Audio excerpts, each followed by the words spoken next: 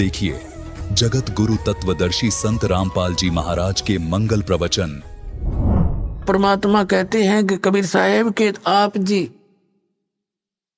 उन वेदों और गीता के अतिरिक्त कोई और अन्य साधना करते हो तो वो आदेश भगवान का नहीं, विधान नहीं मालिक का। आप फिर किसी ऐसे की आज्ञा का पालन कर रहे हो, ऋषि और इन महर्षियों का, इनके बताए इस अज्ञान को ग्रहण नहीं करना। तो आप जो साधना कर रहे हो धर्मदास जी, एक भी गीता वाली नहीं और गीता जी का पाठ नित करते हो। अब धर्मदास जी सुन हो गया कति, लेकिन अभिमान काल की फिर भी कोई ना कोई रह जाती है अंदर से प्रेरणा। अब काल प्रेरणा से कहने लगा जिंदा तो मुसलमान है, इसलिए तुम्हारे हिंदू देवताओं के साथ ऐसी बातें कर रहा उनके विषय में। तेरे को पता है हम कोई जीव हिंसा नहीं करते, हम किसी की आत्मा दुखी नहीं करते, तो कैसे बात कह रहा है? तूने ये सब जो है ना हमारे देवताओं की बेइज्जती कर दी है। अब परमात्मा ने देख लिया कि इसमें काल आ गया, और ईब यो एक नहीं सुने तेरी सारी पर माटी फिरेगी। परमात्मा अंतर ध्यान हो गए उसके सामने से, एकदम अदृश्य हो गए, हिडन। अब धर्मदास जी लगा देखने, उसके तो पसीने आ गए। धर्मदास जी ने सोचा ओए होए मन तो जुल्म कर दिया, देख कितना अच्छा ज्ञान बतावे थे।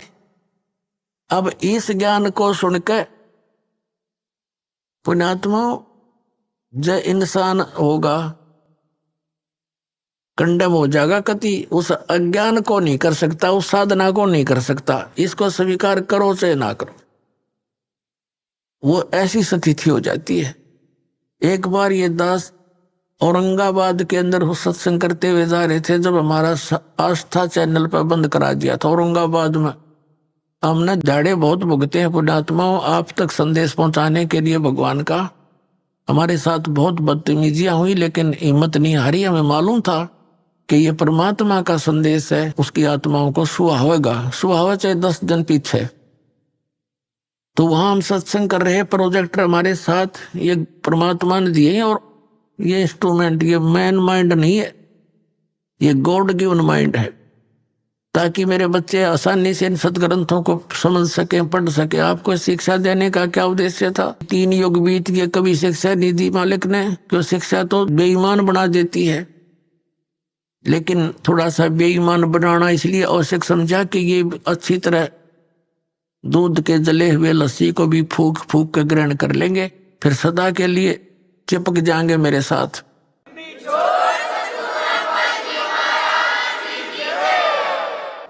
हम वहां प्रोजेक्टर पर ये सारा कुछ दिखा रहे थे। अब वो बुद्धिमान लोग निकट सी थोड़े से भगत आया करते, संगत 200 से 400 मुश्किल से आराम से न खूब प्रोजेक्टर पर दिखता था साथ। वो घर जाकर मिलाते। 5 दिन का सत्संग था, पहले दिन सुना, नोट कर लिए सारे फटाफट। उन्हें घर जाकर मिलाए, क्योंकि घर घर रखी है सबके गीता और ये पुराण। वो तो ठगे से रह गए। अगले दिन आए, फिर उन्होंने सोचा नाम ले लें। नाम लेने के लिए जब सोचा तो उनको नियम बताए।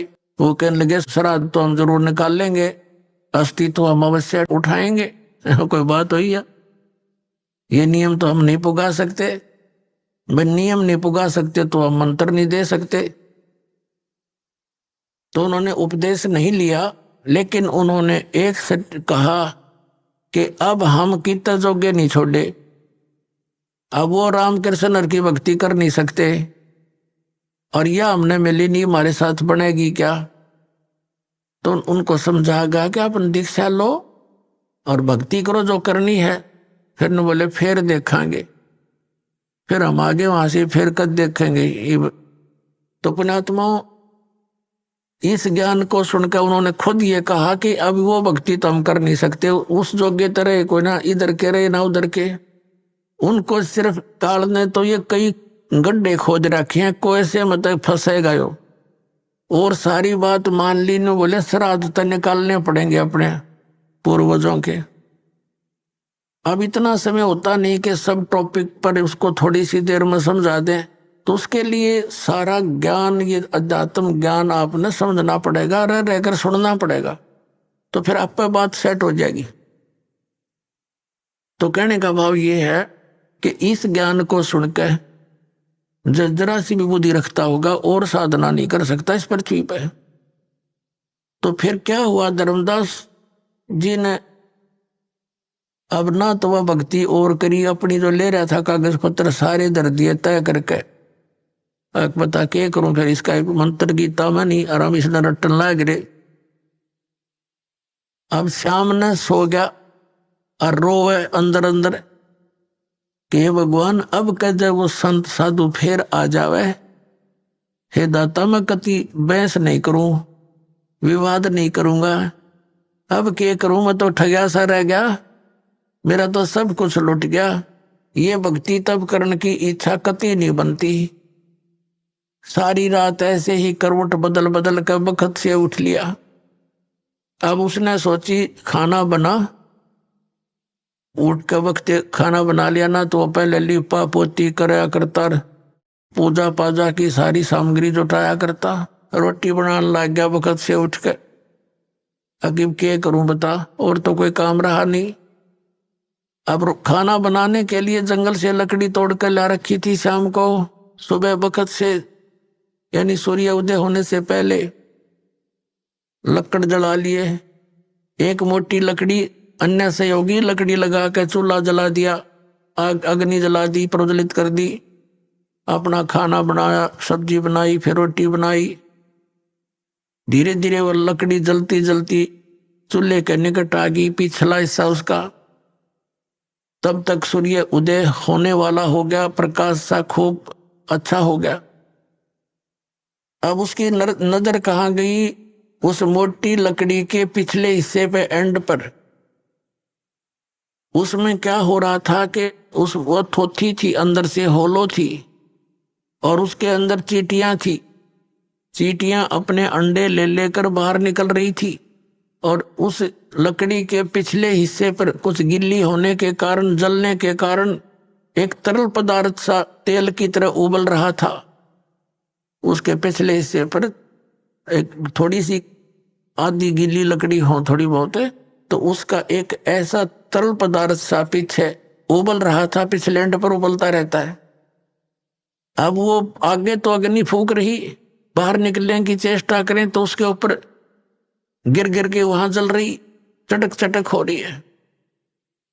अब उसका ध्यान गया, रो तेरे की जुल्म कर दिया, ओहो हुआ तो बड़ा घोर पाप हो गया, भगत दयालु होते हैं। अब उसने सोचा हे भगवान आज तो अनर्थ हो गया, इतना पाप जिंदगी में कभी देखा नहीं। अरे यार इतनी लंबी लकड़ी थी, हाँ इसमें तो पता नहीं लाख जल गई, 50,000 जल गई है भगवान चीटिया। अब उसने फटाफट वो जल बुझा दिया, जल डालकर लकड़ी तो, और सोचा कि इसे पाप के अन्न को मैं नहीं खाऊंगा, इस पाप के भोजन को नहीं खाऊंगा, किसी साधु संत को खिला दूंगा। इस उद्देश्य से सारे भोजन को लेकर रखकर थाली में चल पड़ा, क्योंकि मथुरा के आसपास ये भगत साधु संत घूमते रहते हैं। उस समय परमात्मा ने हिंदू साधु का रूप बना लिया, लाल से कपड़े अपने ऊपर कर लिए, और हिंदू धर्म के लोग ऐसे ही लोगों को साधु मानते हैं। धर्मदास जी ने देखा कि सामने एक महात्मा बैठा है, उसके पास गए और कहा महात्मा जी भोजन खा लो। परमात्मा ने कहा रख दे धर्मदास, भूख लगी है भाई। अब धर्मदास जी ने देखा कि ये आदमी मुझे कैसे जानता है, ध्यान किया और ऐसे लगता है कुछ देखा हो, लेकिन वेश बदल रखा भगवान ने। सोच लिया कि मैं भंडारे करता रहता हूं, कभी आया होगा भंडारे में महात्मा धर्मयज्ञ में। तो कहा महाराज भोजन खा लो। का अच्छा भाई। अब परमात्मा कबीर जी ने क्या किया, लोटे में जल ले रखा था अपने में, उसमें से जल लिया चुलू में, एक मंत्र हा बोला और जितना भी भोजन था सारे पर छिटक दिया, छींटे मार दिए। उसी समय सारे भोजन की चींटी बन गई और सारी थाली काली होगी और चींटियां अंडे मुंह में लेकर के बाहर निकलने का प्रयत्न कर रही है, पूरी थाली में घूम रही है, भोजन नहीं रहा। तब परमात्मा उसी रूप में आगे जिस रूप में पहले दिन वार्ता हुई थी और कहा, रे धर्मदास कल क्या कह रहा था कि तुम कोई जीव हिंसा नहीं करते, तेरे से तो कसाई भी अच्छा, इतनी चीटी पाप का भोजन तो मुझे खिलाने लाया था। चरण पकड़ लिए हैं, पैरों में गिर गया, हाथ जोड़े, हे भगवान गलती होगी, हे परमात्मा माफ कर दो मुझे, मालिक मैं नीच गणा हूं और पिछला यो गंदा रंग मेरा घना चढ़ रहा था, दाता मेरे से गलती बन गई, रो बुरी तरह, हे भगवान मुझे कुछ और ज्ञान बताओ, आपने तो इधर का छोड़ा ना इधर का, मैं तो सारी रात करवट बदल कर काटी दाता। तब परमात्मा ने कहा, अब सुन ले, ज्ञान सुनाऊं कि जो साधना तू कर रहा है बच्चा, ये तेरे को घोर नरक में डालन की है। कहां से चल कर आया है तू? बांधवगढ़ से आया हूं महाराज। बांधवगढ़ मथुरा से कितनी दूर है? कि लगभग 800 किलोमीटर, 700 750 किलोमीटर। किस साधन से आए हो? कि पैदल चल के आया हूं महाराज। तो बच्चा बांधवगढ़ से यहां आने तक आपने कितने जीवों को अपने पैरों के तले मार डाला, कुचल कुचल कर। सूक्ष्म प्राणी जो दिखाई नहीं देते और कीड़े मकोड़े ये तो गिनती नहीं। पुण्य तेरे को एक नहीं, क्योंकि इस जोड़ में नहाते के फायदा। जिस मथुरा के तालाब को तीर्थ मानते हो और ये मानकर आपके धर्मगुरु आपको समझाते हैं, ज्ञान देते हैं कि यहाँ भगवान श्री कृष्ण रहा करते थे, लेटा करते थे, नहाया करते थे, तो परमात्मा ने बताया यहाँ तो कंस भी नहाया करता इसमें और कंस भी ये लोटा करता। और श्री कृष्ण जी तो इस मथुरा ने छोड़कर द्वारका बनाई थी, समुद्र के बीच में एक टापू सेलेक्ट करके वहां रहा करते। वहां क्यों नहीं जाते तुम? वो दूर घना पड़ता होगा। और परमात्मा ने दया करी थी, द्वारका को जल में डबो दिया था कि गड़ धक्के खाना होंगे, कदे भ्रमित होकर यहाँ पहुंचे। और तुम वही साधना कर रहे हो जो शास्त्र विरुद्ध है। अब धर्मदास जी तीर्थ में नहाने का तो एक भी पुण्य को नहीं। फिर तीर्थ के विषय में बताया कि इसको तीर्थ आपने इसलिए मान लिया कि श्री कृष्ण जी यहाँ नहाया धोया करते, यहाँ रहा करते इस तालाब के आसपास। और अन्य तीर्थ सुन ले, और दूसरे धाम कैसे बने हैं, ये मंदिर कैसे बने हैं। जैसे अमरनाथ का मंदिर जहां तुम मोक्ष उद्देश्य से जाते हो बोली आत्माओं, वो अमरनाथ कैसे कहलाया कि भगवान शिव जी ने अपनी पत्नी पार्वती को उस स्थान पर मंत्र दिया था जिसको तुम अमर मंत्र बोलते हो। और वो हमारी फर्स्ट एड है, प्राइमरी क्लास की पढ़ाई है। ये प्रथम मंत्र जो आपको दिया जा रहा है, ये मंत्र 5 मंत्र बीच बीच के ये पार्वती को दिए थे। उसका तुमने पता भी कोई ना कौन सा हो। अमर मंत्र अमर मंत्र अमर मंत्र करते फिरते हो। और उस स्थान पर भगवान शिव ने पार्वती को नाम दिया था, जिस कारण से उसने सच्ची लगन करके जाप करके और जितना अमरत्व प्राप्त हुआ वो प्राप्त किया। वो कितना है? जब तक वो शिव जी भगवान की मृत्यु नहीं होगी, पार्वती उसके साथ रहेगी। उससे पहले वो 107 बार जन्म और मर ली थी। अपने आत्माओं वहां अब ना शिव जी कोई मंत्र दे दे आपने और ना कोई और स्थान व्यवस्था, तो वो नाम अमर मंत्र पूरे गुरु हैं। आपको जहां मिल जा धर्मदास, अगर आपको वो मंत्र कहीं पर भी मिल जाता तो उस प्राणी के लिए, आपके लिए वो स्थान अमर धाम है, अमरनाथ का स्थान वो है। उसके लिए जैसे ही बाप जी को यहाँ बरवाला आश्रम में मिलता है मंत्रियों, तो आपके लिए तो ये है तीर्थ। जैसे क्रोथा आश्रम में जिन्होंने मंत्र लिया था, तो उनके लिए वो क्रोथा है, वो अमरधाम। लेकिन उस अमरधाम के चाटे वो तो सरकार ने खोज लिया हमारे पे। ये वहां कोई माथा टेकन जा भोला भगत बता के क्या मिलेगा, दास तो बैठा है यहाँ पर। तो आपको इस दास के पास आना पड़ेगा, और उस क्रोथाश्रम में कख नहीं।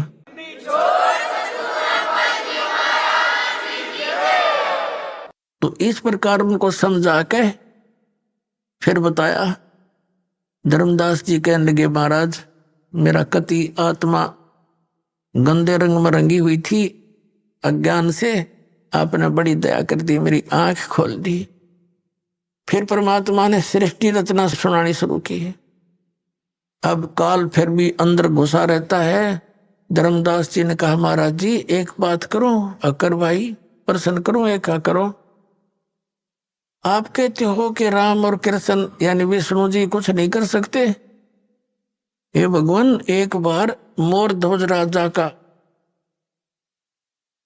पुत्र ताम्रध्वज आरे से चरवा के श्री कृष्ण जी ने अर्जीवित कर दिया था। भगवान बता हम कैसे माने उनमें शक्ति नहीं है। परमात्मा ने कहा, मैंने ये नहीं कहा कि इनमें शक्ति नहीं है, पर ये आपको मोक्ष नहीं दे सकते, आपके प्रारब्ध के कर्मों का नाश नहीं कर सकते, आपके आने वाले जो कर्म में कष्ट लिखे हैं, मृत्यु है, उसको टाल नहीं सकते। ये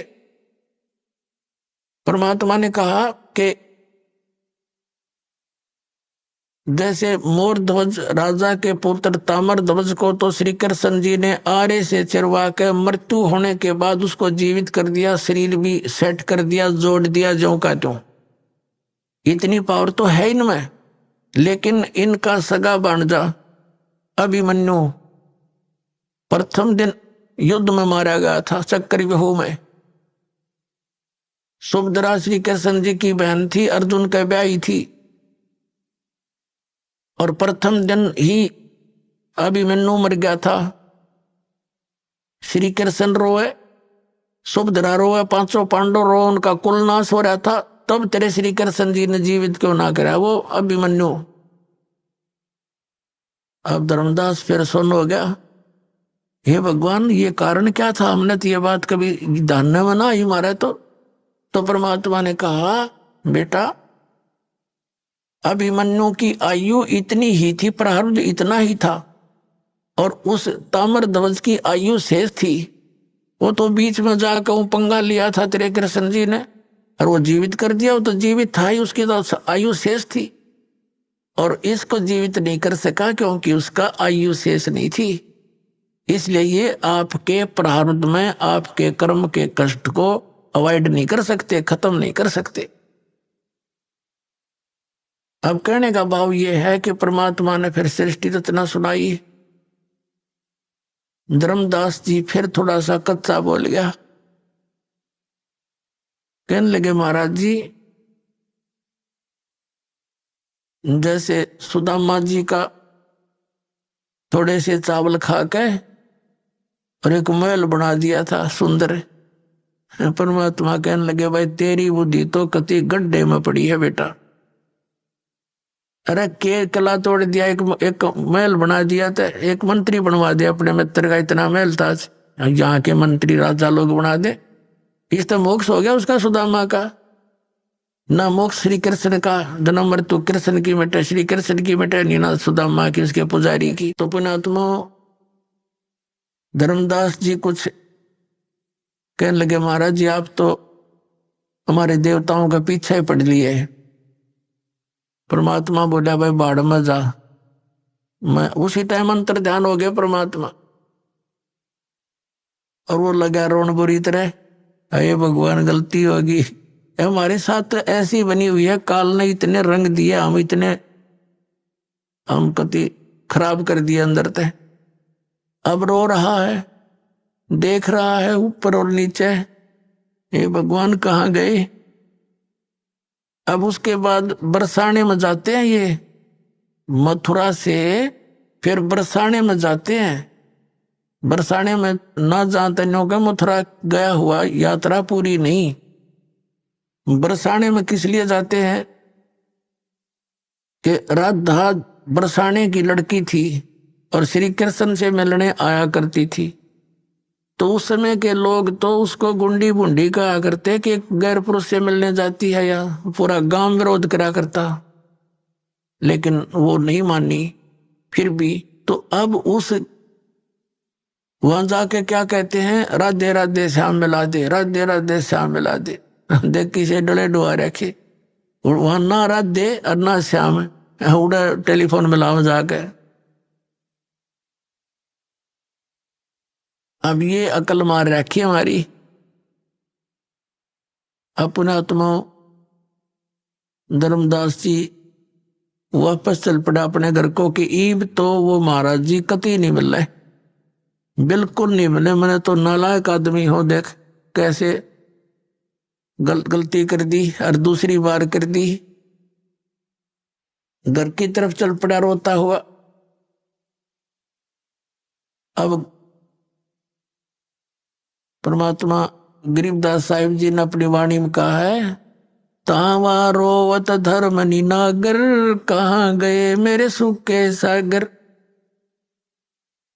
कल्प करे और मन में रोवे, दसों दिशा को वो मगजो है। दसों दिशा को ऊपर न देखे, कदे ऊपर न उड़ गए हो, साइड में हो, इधर हो, पीछे हो, कदे नीचे खड़े हो कहीं। कहते हैं कल्प करे और मन में रोवे, दसों दिशा को वो मगजो है। अधिक वियोग हुआ हमसे ती, जैसे निर्धन की लुट जा खेती। बेग मिलो कर हूं अपघाता, मैं ना जीऊं सुनो विधाता। अब रो रहा है जो कहे मालिक जल्दी दर्शन दे दो, हे विधाता अब मैं जीऊं नहीं गा आपके वियोग में।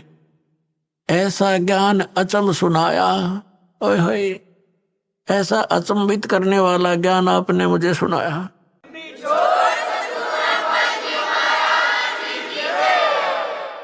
अब रोता रोता घर पे आ गया, सारे आंसुओं से कमीज भीग गया। 2-3-4 दिन में अपना घर पहुंच गया। उसकी पत्नी ने देखा कि भगत जी ने तो 1 महीने माना था, 2 महीने की यात्रा थी इसकी, 2-3 महीने की, तो सब तीर्थों पे जाना था। वापस कैसे आगे रो बुरी तरह रहे हैं। आमनी देवी नाम था उस धर्मदास जी की धर्मपत्नी का। उसने कहा कि क्या हो गया भगत जी, कैसे वापस आ गए। वो सुन नहीं रहा था, वो उसकी बात का उत्तर नहीं दे पा रहा था, वो रो इसी बुरी तरह रहा था। उस इतना अंदर से कलेजा भर भर के आ रहा था, उसका बोल नहीं निकल रहा था। और अपने घर के बीच में जाकर कमरे में और जमीन पर गिर के बहुत बुरी तरह रो रहा था, जैसे किसी का कोई स्वजन मर जाता है। अब आमनी भी रोने लगी बैठ के, क्या घटना घटेगी भगत के साथ। तो उसने सोचा अपनी सोच से, क्योंकि धर्मदास जी था खुले हाथ का, आमनी देवी थी थोड़ी सी कंजूस टाइप की। ये धर्म बहुत करा करता, भंडारे साधु संतों को बुलाता, साधु उनको कंबल कुंबल साथ में देता। तो यह टोक टाक दिया करती, जी दान हिसाब का होया करे, इतना मत खर्च करो, बालक भी पालने हैं। तो इसने नो सोचा आमनी देवी ने कि मैं भगत जी को टोक टाक दिया करती, और इसका लगता है किसी ने रास्ते का जो पैसा था लेके गया था, युद्धन यात्रा खर्च, वो निकाल लिया। अरे इसका काम अधूरा रह गया धर्म का। और ये इसलिए रो रहा है कि अब ये नो सोच रहा होगा कि मैं पैसे मांगूंगा और या फिर ना नौकर करेगी, और ऐसा किया हुआ धर्म फिर व्यर्थ होता है। तो उसने इस विचार से कहा कि हे भगत जी कोई बात ना, किसी ने आपका यात्रा खर्च निकाल भी लिया होगा, आप और ले जाओ, कि आपके धन की कमी है, आपको भगवान ने कितना दे रखा। उसको एक सांत्वना दिलाने के लिए वो इस प्रकार की उसकी सिंपैथी सी कराने लगी। काफी देर रोता रोता जब मन थोड़ा सा ठीक बोलने के हिसाब में हुआ तब कहने लगा, आमनी देवी, यदि मेरा वो धन निकल जाता तो कोई बड़ी बात नहीं थी, वो और ले जाता मैं, लेकिन मेरा ऐसा धन गया वो मुझे अब मिले नहीं और मैं जीव नहीं। तो वो कहने लगी, ऐसा कौन सा धन था? तो उसने रोते रोते सारी कथा सुना दी जो मालिक ने सुनाई थी। आमनी इस बात में बहुत तेज माइंड की समझदार बहन थी।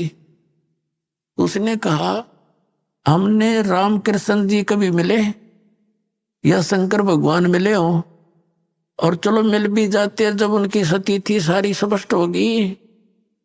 आप तो बिजनेसमैन थे, ये सौदा चूक कैसे गए? आप तो व्यापारी आदमी हो, हमने क्या रिश्तेदारी थी रामकृष्ण के साथ?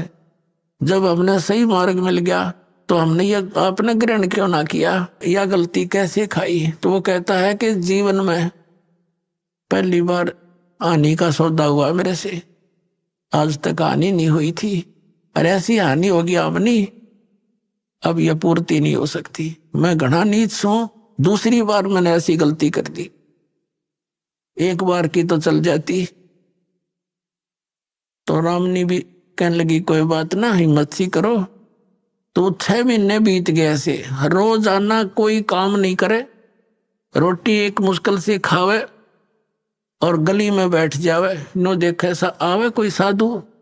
अब जैसे कोई साधु भक्त दिखाई दे उसके निकट जावे, शायद आ गया हो। जैसे बेलनी ने श्री राम की इंतजार की थी कि दूर तक कोई भी आता दिखा करता, भाग लेती थी, श्री राम आ गए, श्री राम आ गए। ठीक यही दशा धर्मदास जी की हो रही थी।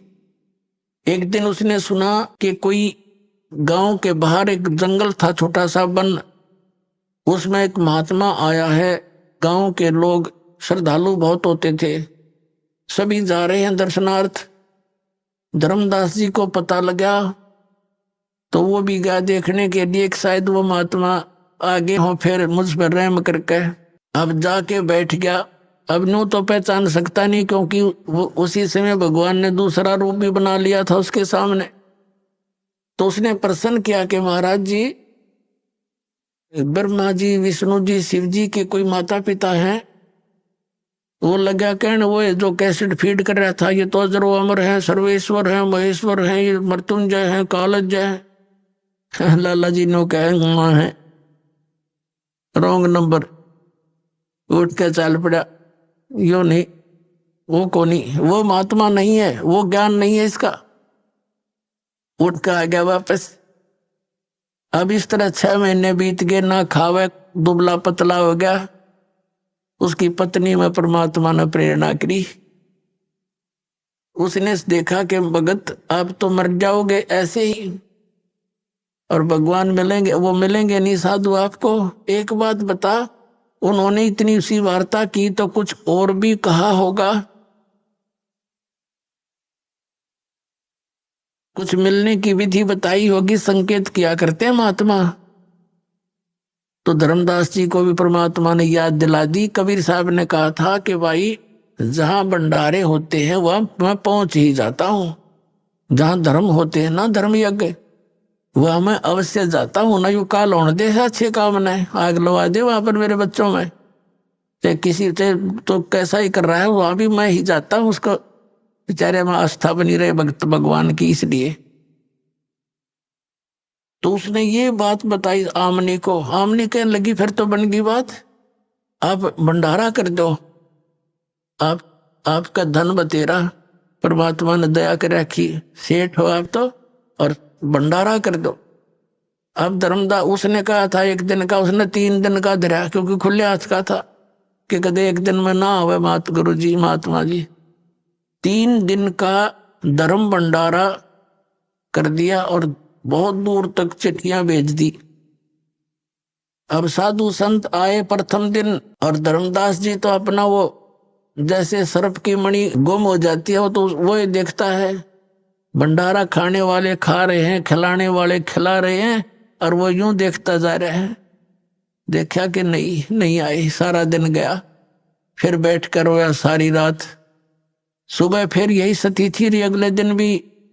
तीसरा दिन बाद दोपहर हो गया और अंदर से जो वास्तविक पुकार, हृदय की पुकार उसने की कि हे परमात्मा, या तो आज दर्शन दे दियो अपने दास ने, नहीं सुबह आपका दास जीवित नहीं रहेगा, आत्मघात करूंगा, आत्महत्या करके मरूंगा, मेरे पर जिया नहीं जा सकता, वो भक्ति में कर नहीं सकता और आगे की कोई रास्ता मिला नहीं, इस जीवन में इसका क्या करूंगा, मैं ऐसे पशु जैसे जीवन को जी कर। ये फाइनल फैसला उसने हृदय से कर लिया। वो तो अंतर्यामी है कि आज बात बिगड़ेगी। एक कदम का पेड़ था, जहां वो भंडारा चल रहा था उसे 100 फुट की दूरी पर परमात्मा आकर वहां विराजमान हो गए, सतलोक से चलकर। 1 मिनट में जहां से जहां पहुंच जाते हैं।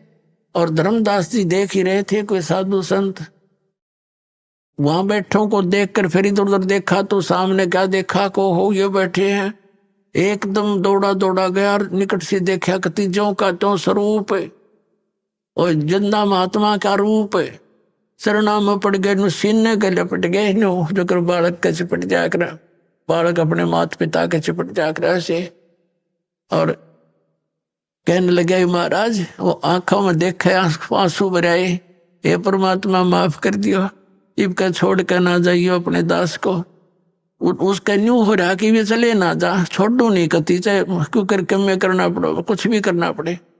तो परमात्मा कहने लगे कोई बात ना बेटा, मैं तेरे लिए आया हूं और ऐसे कर इन सबको फारिग कर दे, मेरा भेद ना बताना, जिक्र ना करना। क्योंकि मालिक को पता था जैन मत 1-2 सिर फिरायु साधु रह गया ना डे, यहाँ इसके साथ मैं बताऊंगा तो उल्टे खुटे ठोक के इसने और खराब कर देगा।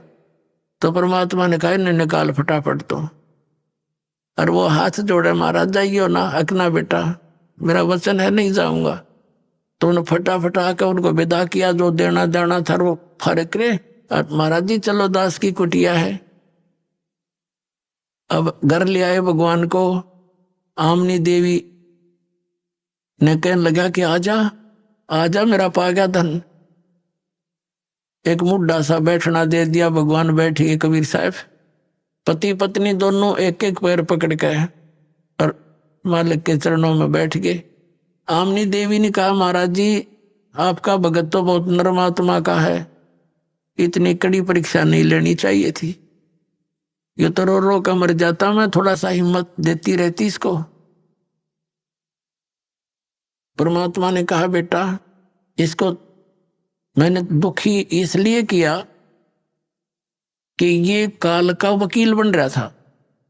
मैं जो भी ज्ञान दूं था ये उल्टा पड़ा था। अब जैसे लोहे को गर्म करता है कारीगर और सही गर्म हो ले तब उस पर चोट लगावे तो जो चाहे वो बना सकता है, और ठंडे लोहे पर ते सारे गणना झाड़ ले कोई असर नहीं होता। तो बेटा यू लोहा गर्म करा मैंने, अब इसका जो चोट वचन की मारूंगा ये सारी स्वीकार करेगा, जो मैं चाहता हूँ ये बच्चा स्वीकार करेगा। और नहीं तो मैंने 2 दिन हो गए थे इसके लिए माथा मारते ने, हाँ भर ले फिर मुकर जा, ये सारी मानेगा। हाँ जी सारी मानूंगा, कति मानूंगा, मानने की बात से लाला जी था, कति हाँ भरे, दोनों नाम ले लिया, दीक्षा ले ली। परमात्मा बोले भाई ठीक है मैं जा रहा हूं, फिर मिलूंगा। अच्छा महाराज जल्दी आइयो। अब क्या किया परमात्मा ने, उसने मन में सोची, सारी कथा सुन रखी थी कि किसी प्रकार वो लोग दिखाई दे। परमात्मा अपना गवाह बनाना चाहते थे। उस आत्मा को निकाला सूक्ष्म रूप में आके और सतलोक में लेकर गए। पीछे से धर्मदास जी बेहोश हो गए। 3 दिन और 3 रात तक अचेत पड़े रहे, मरे नहीं। दिल धड़कता रहा, श्वास चलती रही, लेकिन अचेत थे। रिश्तेदार इकट्ठे हो गए, आसपास का गांव जितने भी थे सब बहुत घने लोग, क्योंकि सेठ था। जंतर मंत्र झाड़े, सब दवाई जड़ी बूटी कर ली, कोई आराम नहीं हुआ। और परमात्मा निकाल कर ले गए सतलोक में। सारी सती थी दिखाई, जैसे अनन्य मात परमात्मा ने अन्य आत्माओं को दिखाया था। आदरणीय मलुकदास साहिब जी को, आदरणीय नानक साहिब जी को, आदरणीय दादू साहिब जी को, आदरणीय गरीबदास साहिब गांव छुड़ानी जिला जज्जर वाले को, आदरणीय घीसा दास साहिब जी गांव खेखड़ा जिला मेरठ उत्तर प्रदेश वाले को। ये तो दास के नोटिस में है, बाकी और तो बहुत कड़े पुणात्माओं को साथ लेके होंगे। तो ऐसे धर्मदास जी को भी सब दिखा दुखू कर वापस छोड़ा तीसरे दिन। अभी आपने सुने संत रामपाल जी महाराज के मंगल प्रवचन।